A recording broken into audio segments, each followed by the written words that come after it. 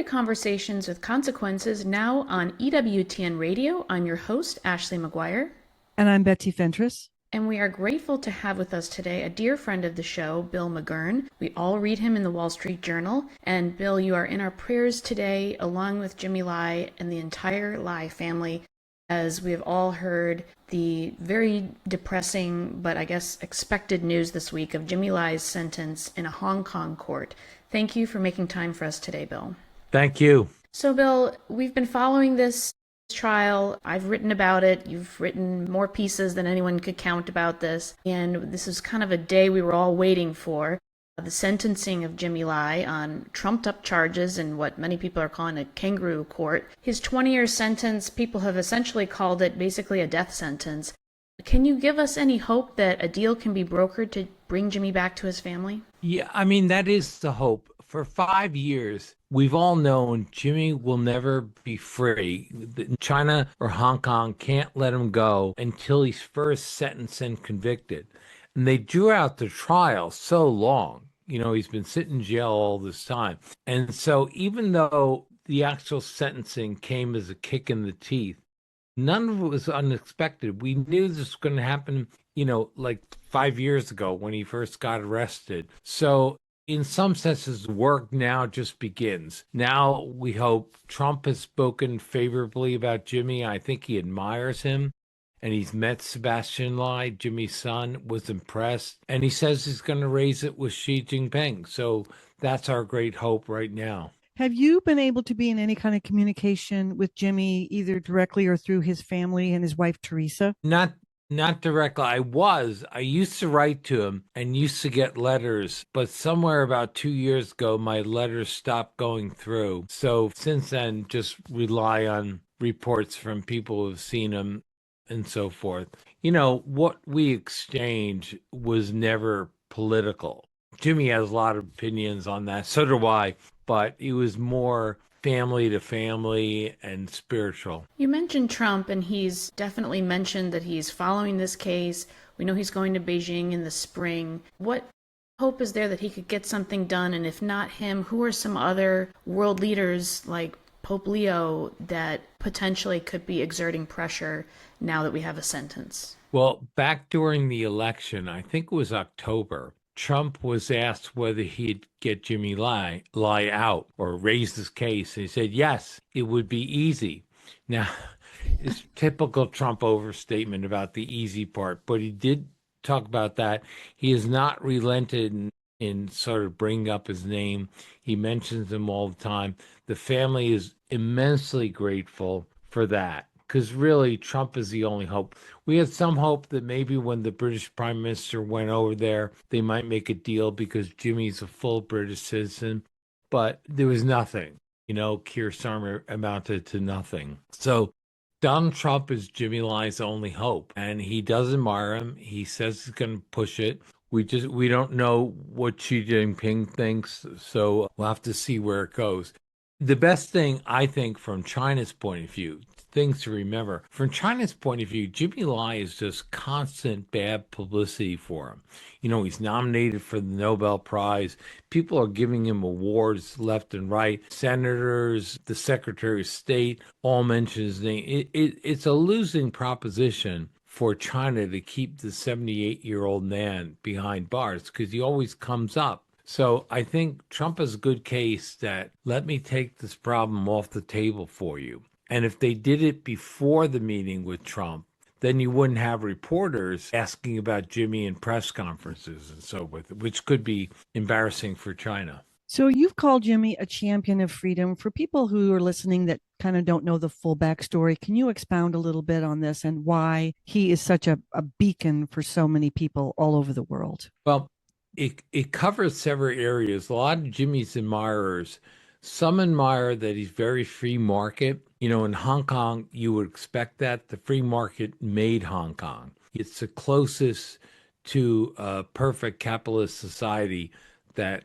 we've seen, and it functions. And Jimmy learned a lot from that. He came to Hong Kong as a penniless kid, a refugee by himself. And then he became a billionaire. So he appreciates that. And he always used to say, Hong Kong is giving me everything I am. So a lot of what he does, he feels is showing gratitude for the blessings that Hong Kong gave him. That's just on the economic side. On the political side, he's very pro-democracy, as admirers in the democracy camp. He believes Hong Kong should run itself through democratic means, kind of the promise of 1984 Joint Declaration, but that's not realized. Then he has admirers who are mostly Christian and Catholic, because in 1997, the week Jimmy was handed over, the handover, he became a Catholic.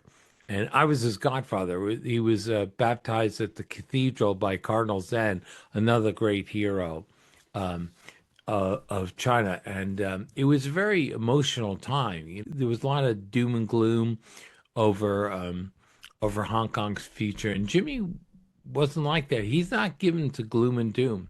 He sees hope all the time. So talking about Jimmy Lai's faith, we actually had his daughter Claire on our show a few weeks ago, and she told us a lot about both the frail state of his health, but the kind of strength of his spiritual resolve. But she did mention that he's being denied access to the sacraments. Is that something that you still understand to be true? Yes, I think everything is difficult for him. They play games with it. So he has trouble with that. He doesn't really complain about anything, but because his feeling is, even in prison, I can practice my faith no matter what they do. And I think to watch him in prison, rather than dwell on the things that he deprived, what I'm struck by, maybe because I'm his godfather, is how this man has matured in his faith over the years. He's been in jail about 5 years, more than 5 years now. And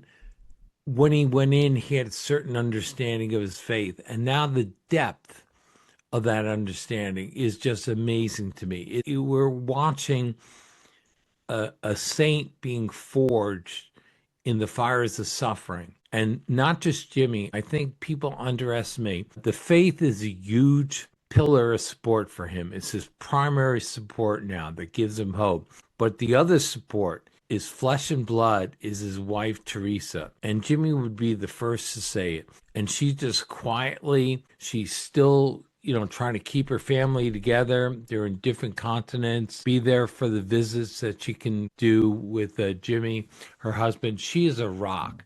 My wife and a group of couple of friends of Teresa's, they're about 4 or 5, I think. They, for the past 5 years, have gathered on Zoom every Monday, Wednesday, and Friday to pray the rosary.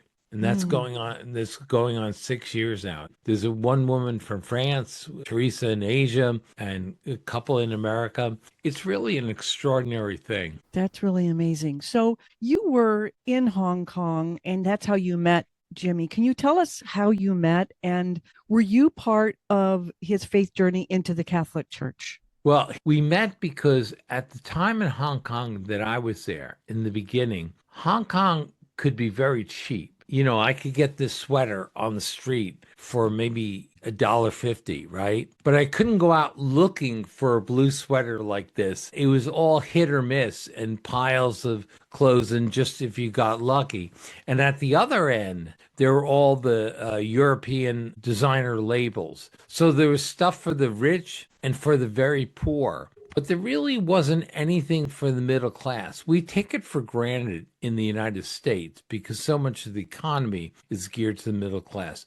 But there, the middle class was kind of forgotten. What do they want? They want quality at good prices, right? You want to go in, you buy a shirt, you want the next shirt from Brooks Brothers, you want the next shirt you buy 3 years later to be the exact same. You don't want different design, different threads or something. And Jimmy was one of the first entrepreneurs to realize that. He opened a clothing chain called Giordano. If you think of like Land's End or something, it sold like casual wear, sportswear, mostly like polo shirts and shorts and stuff. The stores were very brightly lit, had very bright colored clothes, good quality at a low price. And that was revolutionary for Hong Kong. So he came out of that. We were doing a story on Giordano because it's so unique. No one had ever thought to do that for the middle class before. So we did a story. I didn't write it. A fellow named Mark Clifford, who's now a good friend of Jimmy's and leads the committee for Free Hong Kong.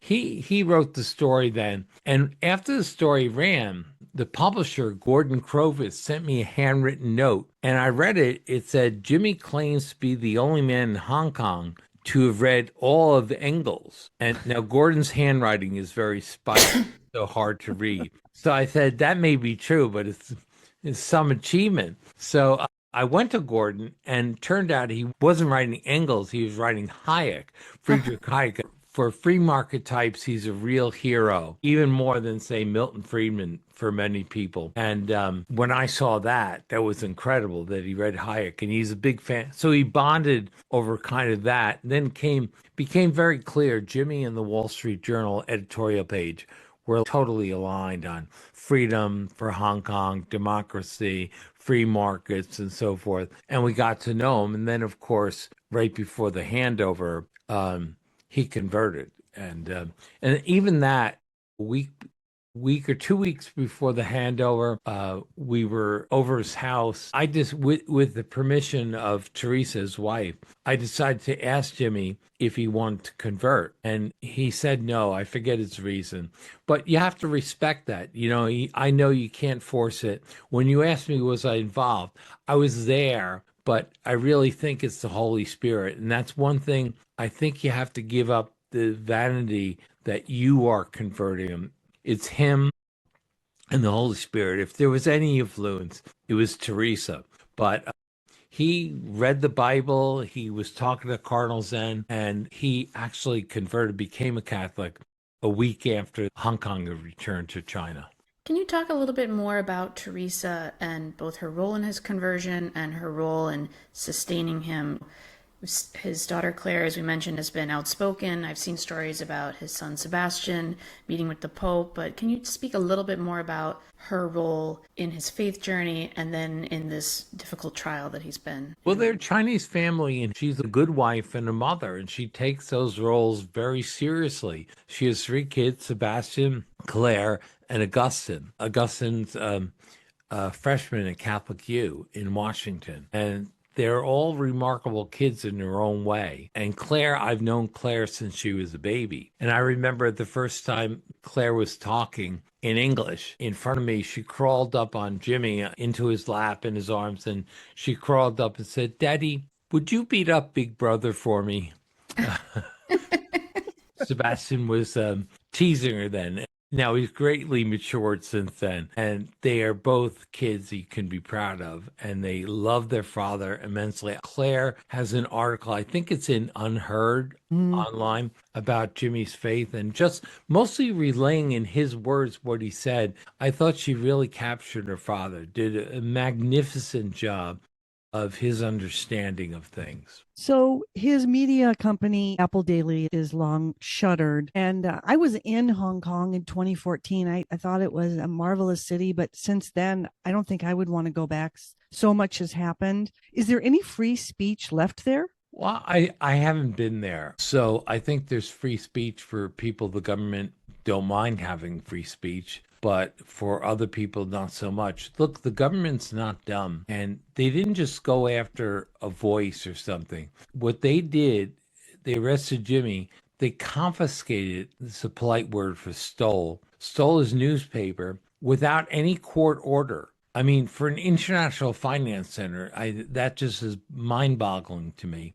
And shut down. So you just have to do that to one guy. Everyone else gets the message, right? And I think so many people have been forced into exile because of that. And I don't see any sign it's getting better. The thing that's so singular about Jimmy Lai that maybe a lot of people don't understand, although you did mention, is that he is a British citizen. He could have left. He could have rolled up his money and left and lived a comfortable life and watched this all from afar, but instead he chose to stay and struggle and has never walked away from that. What can people do? I mean, we have an audience of Catholics. We know prayer is essential, and I implore our listeners to continue praying for Jimmy Lai. But what else can we do? Are there any other pressure points that people who care about the fate of Jimmy Lai and what his fate represents, what can people do? Well, I think the first you mentioned prayer. I don't discount that because I think that's what keeps Jimmy going. And I think for me, as his friend and godfather, I am amazed and heartened by the prayers of thousands of people who don't know him and will never meet him. And yet they're praying. I get messages all the time, sometimes stopped in the street saying, "Hey, just wanting you to know I'm praying for Jimmy Lai." So, he's alone in that prison cell. They've even covered up the one window. It'll be easy to feel abandoned. I don't think Jimmy does feel abandoned. He doesn't know the extent of it, but the support. I think we have to encourage Donald Trump to try his best. Don't just go through the motions, really press Xi Jinping, use all your negotiating skills to get him out. And again, I go back to it. Trump has a good argument that he'd be doing China a favor, getting this guy that's causing them such bad publicity and maybe an obstacle, something else they want down the line. Take him off the table by getting rid of him. There's also many other dissidents in China, but I think if they let Jimmy go, it becomes easier to make deals on the other people, not make them serve their full sentences and so forth. But right now, it's very brittle. And the other reason also is this is a Hong Kong initiative. This wasn't Beijing thinking of this. Hong Kong decided to make Jimmy an issue. Well, now they've got him and they're stuck with him. I think she might be grateful for the opportunity to get Jimmy Lai off the table as an issue in any kind of domestic talks and move on. That could be very attractive. Well, Bill, we know we can follow your writings in the Wall Street Journal, but are there any places that people who care about this can look to follow, whether on social media or where can people learn more about Jimmy Lai? Well, I think the Committee to Free Hong Kong, they have a Twitter feed and so forth, and they publish a lot of good things. I think also the Hong Kong Free Press has ongoing coverage of what's going on. There's no shortage of information. And what's really astounding to me, 5 years ago, if you're a business leader, top American business leader, or a politician, you might have heard of Jimmy Lai. It's amazing to me, thanks to EWTN and radio shows like yours, how much Jimmy's name is now common, that a lot of people know him. I never would have predicted that 5 years ago. I would know there would always be a core of people pushing for him, but now he's becoming a household word, and everyone understands what the game is, what happened to him, what's going to happen to him if something's not done. Well, we certainly will never stop saying his name. So, Bill, thank you so much for your time updating us about this important case and telling us more about Jimmy Lai. Thank you, Bill. Thank you, Ashley.